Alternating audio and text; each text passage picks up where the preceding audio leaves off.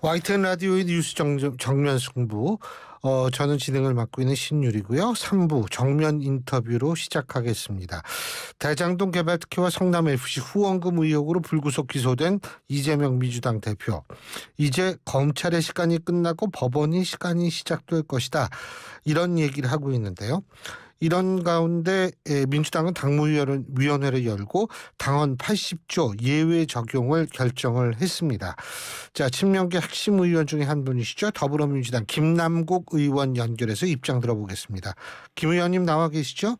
네, 안녕하세요. 살고 싶은 도시, 살기 좋은 도시 안산 단원을 김남국입니다. 아, 예, 안녕하세요. 전 갑자기 나와 계시죠? 그런데 살고 싶은 도시에서 깜짝 놀랐습니다. 예. 자, 네, 안녕하세요. 교수님 잘 지내시죠? 예, 네. 감사합니다. 네. 조금 전에 끝났죠? 당무위원회. 그래서 네, 이제 6시 정각에 끝났습니다. 그죠. 근데 이제 당원 80조 예외 적용을 결정을 했습니다. 그 설명 잠깐만 해주시겠어요?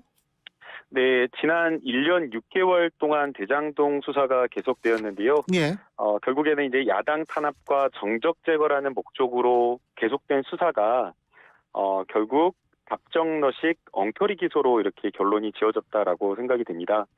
검사 70여 명, 일반적인 어떤 지검 수준의 규모의 검사들이 투입이 되어서 무려 332차례 이상의 압수수색이 이루어졌는데도 불구하고 수사 과정에서 나왔던 불법 대선 자금, 그리고 천화동인 1호, 428억 뇌물 이런 것들은 전부 다 빠진 채로 정책적 의사결정이라고 할 수 있는 배임과 관련된 부분, 그리고 성남FC 광고 수주와 관련된 이런 부분만 기소가 되어서 무리한 무차별적인 어떤 정치 탄압 수사, 그 수사의 결과가 너무 엉터리로 결론 내려졌다라고 생각이 됩니다. 예. 그리고 이제 그 과정에서 정영학 녹취록과 김만배 씨의 녹취록이 나왔는데요. 그 안에 있었던 50억 클럽, 곽상도 의원을 비롯한 50억 클럽 같은 경우에는 해당 50억을 전달하는 방법과 관련된 구체적인 논의, 그리고 실제 어떻게 전달할지에 대한 그런 어떤 상세한 어떤 녹취 내용이 있는데도 불구하고 면죄부를 주면서 수사를 하지 않은 그런 어떤 잘못도 드러나서 지난 1년 6개월 동안의 검찰의 수사가 결국 정치적 수사라는 것을 이번 공소장을 통해서 스스로 이렇게 드러낸 것이다라고 이렇게 평가를 하고 싶습니다. 예, 알겠습니다. 근데 이제 일각에서는 지금 이런 얘기가 나오고 있습니다. 어쨌든 이재명 대표가 이제 당대표직을 계속 수행을 할 텐데 말이에요. 그죠? 그런데 네. 이제 이게 재판 출석이 잦아지면 잦아질수록 이 당무에 공백이 생기지 않겠느냐 이런 얘기가 나오는데, 그래서 만약에 그런 비판이 나오게 되면 어떤 대책이 있나요? 어떻게 보십니까? 네, 이제 우선 그런 비판의 말씀을 하시는 분들이 있는 것으로 알고 있습니다. 예.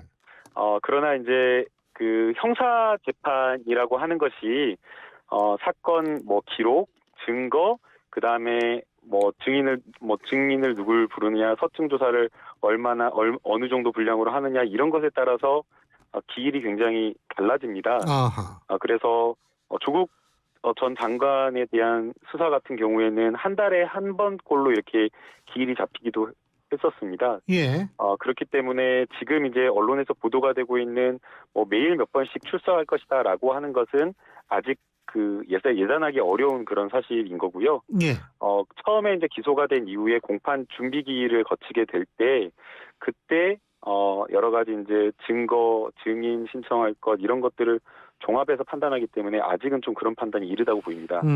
덧붙여서 과거에 그 경기도 도지사 하던 시절에 이재명 도지사가 재판에 거의 일주일에 2번씩 출석을 하면서도 전체 지자체 단체 장 중에서 성과 평가 1위를 했었기 때문에 꼭 이 재판을 한다라고 해서 당무를 하지를 못한다라는 것은 좀 기우인 것으로 보이고요. 예. 그리고 이제 앞서 말씀드린 것처럼 아직은 기소가 대장동 건만 기소된 상황이기 때문에, 그리고 이 재판이 일주일에 몇 번 진행될지는 모르는 상황이라고 봐야 될 것 같습니다.